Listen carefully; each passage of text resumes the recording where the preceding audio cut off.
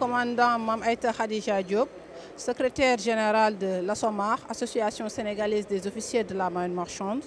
Nous sommes aujourd'hui réunis en ce jour du 25 juin 2024, marquant la date à laquelle l'OMI célèbre les gens de mer. Toutes les personnes qui évoluent dans le secteur maritime sont célébrées aujourd'hui. C'est l'Organisation maritime internationale qui a choisi cette date. Donc on l'appelle Journée des gens de mer. dafa nekk journée bu nga xamante ni journée bu am solo la si ñi nga xamante ni ñooy liggéey si géej gi pour mën a xam lan mooy waral liggéeyu géej ak ñi nga xamante ni musuñoo dem géej di jàng parce que journée bi dafay wane ne lépp lu nga xamante ni mi ngi si géej gi nekk si bateau yi boo fi ñëwee di nga si xam lu bari. Journée bi am importance trop. Nous, pour cette année, nous avons choisi d'organiser une journée porte ouverte. Pourquoi une journée porte ouverte? Parce qu'au Sénégal, on a tendance à penser automatiquement à la pêche ou bien à la marine nationale dès qu'on parle du secteur maritime, alors qu'il y a le secteur de la marine marchande, qui est toujours un secteur méconnu malheureusement. Il y a des changements qui se font en ce moment avec l'offshore et le gaz, mais quand même le secteur reste méconnu. On a pensé donc à organiser cette journée porte ouverte pour permettre aux nouveaux bacheliers de s'intéresser au domaine maritime, de savoir qu'il y a des débouchés et que principalement ce seront nous qui serons appelés à travailler dans ces infrastructures qui vont permettre d'exploiter le pétrole et le gaz du Sénégal. Cette journée est un avantage pour les étudiants ressortissants des écoles de formation, que ce soit public ou privé. C'est un avantage pour nous de découvrir d'autres métiers qui s'ouvrent à nous. Il y a pas mal de métiers qui sont dans le domaine maritime et que nous ne savons pas. Maintenant, cette journée va nous permettre de savoir les métiers qui s'ouvrent à nous.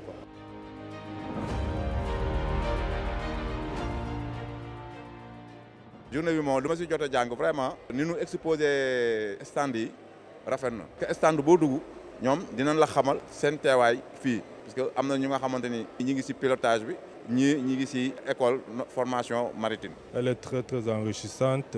J'ai appris beaucoup en ce qui concerne le pilotage maritime que je ne connaissais pas avant aujourd'hui.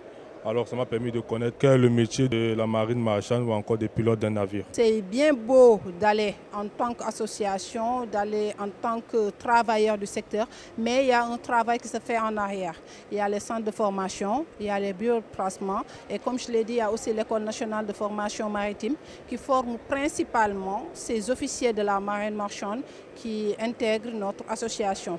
La meilleure manière d'avoir un inscrit maritime, c'est de passer par l'École nationale maritime, l'NFM. C'est-à-dire faire une formation là, à travers les concours ou bien valider un temps de navigation pour faire soit le 200 kW côté machine ou bien faire BSNM côté pont. Ce sont des diplômes, des brevets qui vous permettront d'avoir directement le livret maritime, l'inscrit maritime. L'accès à l'École nationale de formation maritime, c'est par concours, le concours national. C'est-à-dire il y a des critères qui sont observés pour cette formation, pour l'accès.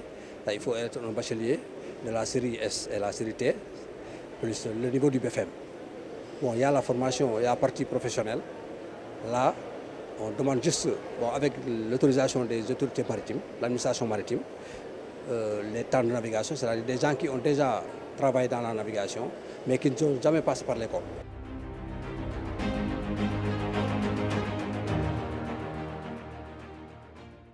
Il y a un collègue qui était sur LinkedIn. Il m'a contacté le soir pour me faire part de cette journée. J'avais déjà entendu parler de la journée internationale des gens de mer.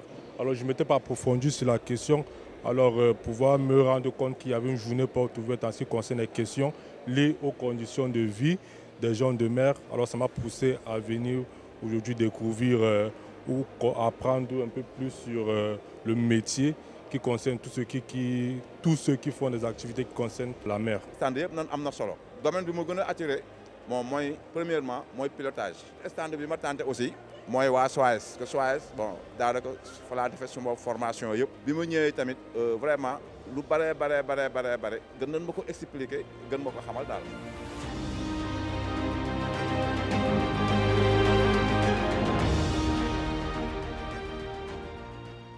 Donc pour cette journée porte ouverte, on a choisi de travailler en collaboration avec nos partenaires, à savoir Étoile Marine, SOES, l'ASMAR, l'École de formation maritime de Dakar, le pilotage du port de Dakar, CFPM.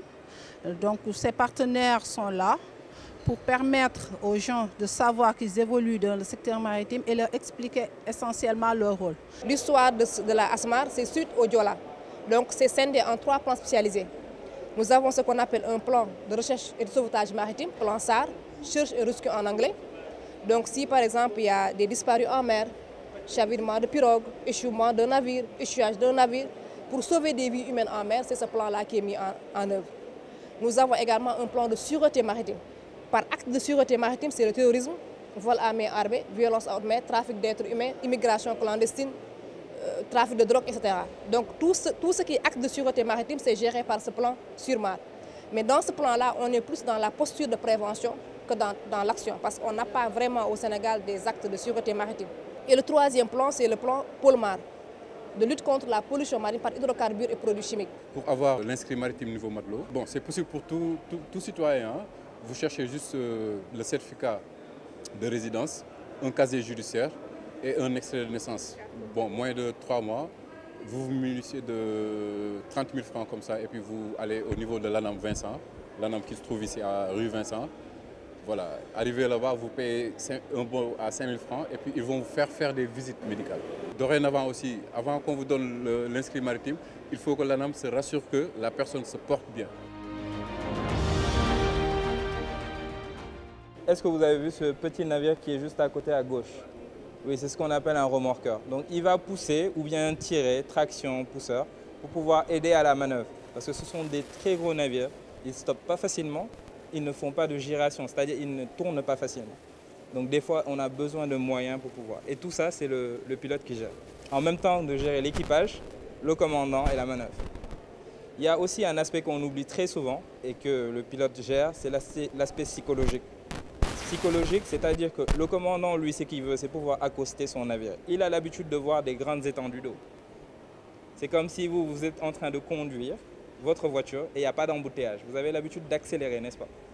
Lorsqu'il y a un embouteillage et qu'il y a plein de scooters qui passent partout, vous commencez à stresser. C'est la même chose que se passe à bord. Les commandants, lorsqu'ils arrivent dans les ports, ils arrivent dans des eaux restreintes qui sont dangereuses.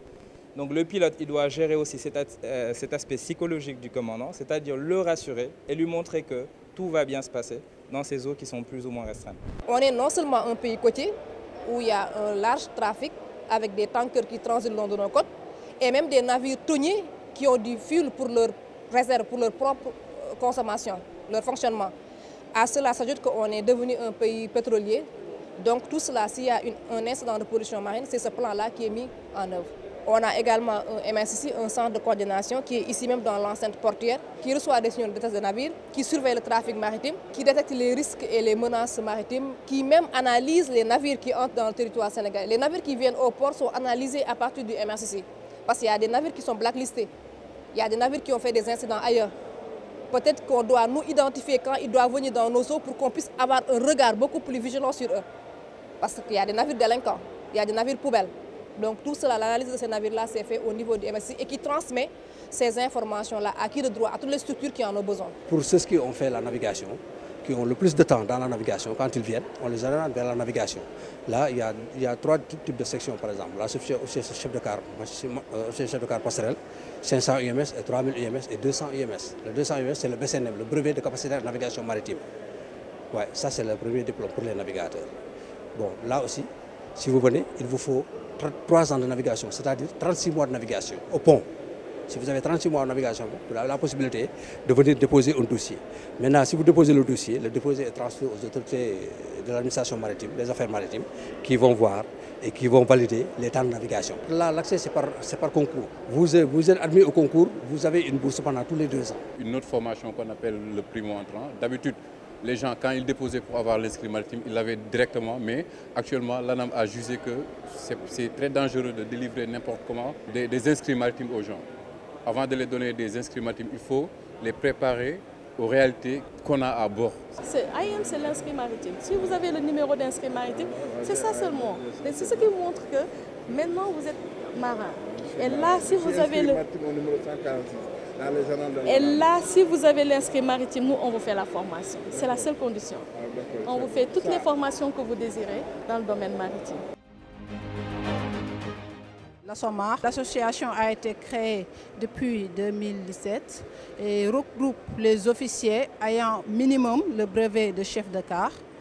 Et depuis lors, nous essayons de faire de notre maximum pour promouvoir le secteur maritime. Je trouve Étoile Marine Sénégal très intéressant. Je compte faire cette formation pour accéder à un de ces métiers. Jeunes étudiants yi nga xamante ni amaguñu métier bon actuellement il y a l'offshore comme ñoom c'est des jeunes ñi nga xamante ni ay étudiants lan man li ma leen di conseiller que ñu dem wuti livret maritime parce que liggéey la bu nga xamante ni ça paye, ça ne triche pas parce que lu lew la. Nous profitons de l'occasion pour remercier tous nos partenaires qui ont eu à participer de près ou de loin à la réussite de cet événement.